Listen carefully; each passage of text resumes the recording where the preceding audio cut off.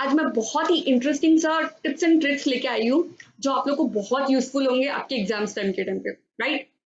This are the 7 ways to stop panic during the exams. जब हम paper देखते हैं वो एक ऐसा क्वेश्चन आ जाता है जिससे हम पैनिक हो जाते हैं, राइट? कि हमें ये तो पढ़ा ही नहीं है, अब इसे कैसे करें, या अभी पढ़ा था अभी हम भूल गए हैं, इसे कैसे सॉल्व करें। कुछ ये 7 वेज है जो आपको एग्जाम में ये चीजों से ओवरकम करेगा, आपके पैनिक सिचुएशन से ओवरकम करेगा और आपको कंट्रोल लाएगा, और ये आपको फॉर श्योर यूजफुल होंगे अगर आप अप्लाई करें तो। काम डाउन, फर्स्ट टिप है take up deep breath, calm down yourself कि ठीक है कोई बात नहीं, देखते हैं हम इसे एंड में कि कैसे इसको सॉल्व करना है, राइट? नहीं आ रहा है, पढ़ा था याद नहीं आ रहा है, कोई बात नहीं, एक डीप ब्रीथ लीजिए, खुद को पहले तो नॉर्मल सिचुएशन में लाइए कि आपको बाकी का पेपर भी सॉल्व करना है, इसकी वजह से सारे क्वेश्चन हैम्पर ना हो जाए, राइट? सेकंड स्टेप्स, री रीड द क्वेश्चन।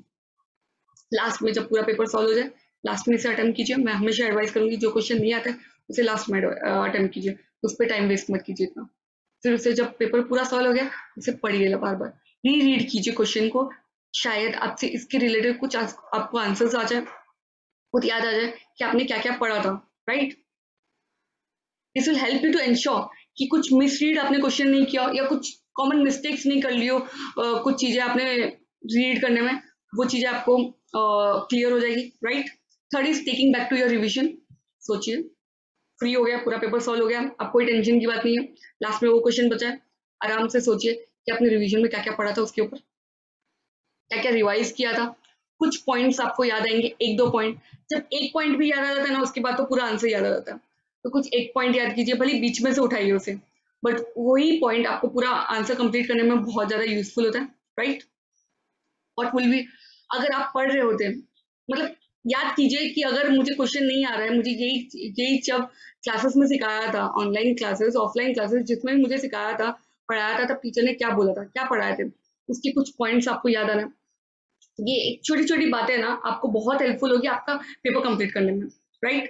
तो सोचिए कि टीचर क्या बोल रही थी। फिफ्थ पॉइंट कि कुछ तो लिखिए, something is better than nothing. आप 0 मार्क्स मिल रहा है आपको, इससे अच्छा आप कुछ लिखेंगे उसमें जो भी आपको याद आ रहा है पॉइंट के रिलेटेड।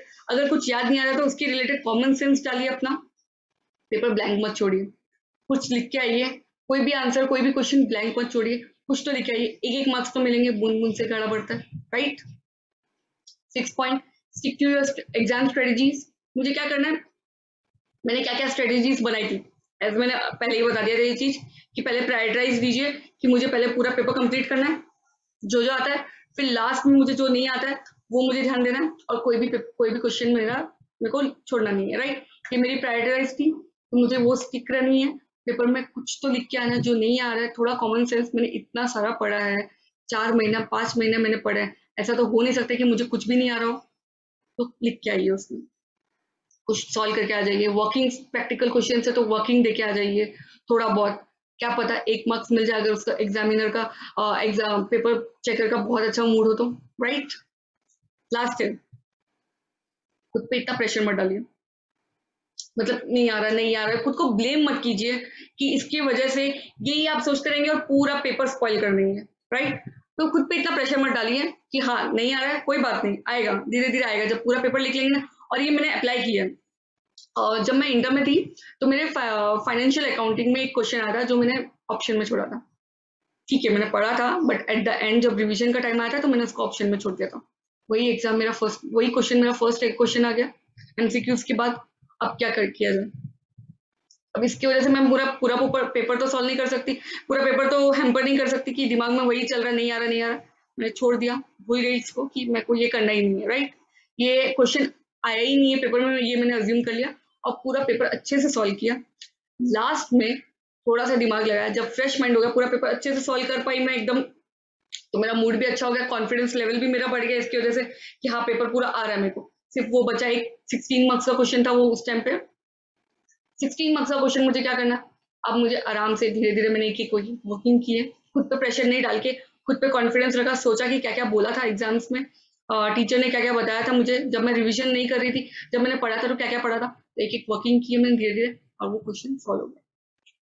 पूरे मार्क्स तो नहीं मिले बट एटलीस्ट 10 मार्क्स तो मेरे को मिले होंगे, ये मैं इतना तो रखती हूँ कि 16 पूरे जाने से अच्छा तो मेरे को 8 मार्क्स भी मिले, 10 मार्क्स भी मिले, बहुत ज्यादा बात है मेरे लिए, राइट। होप आप लोग को ये टिप्स और ट्रिक्स काम आएंगी आपके एग्जाम्स के टाइम पे।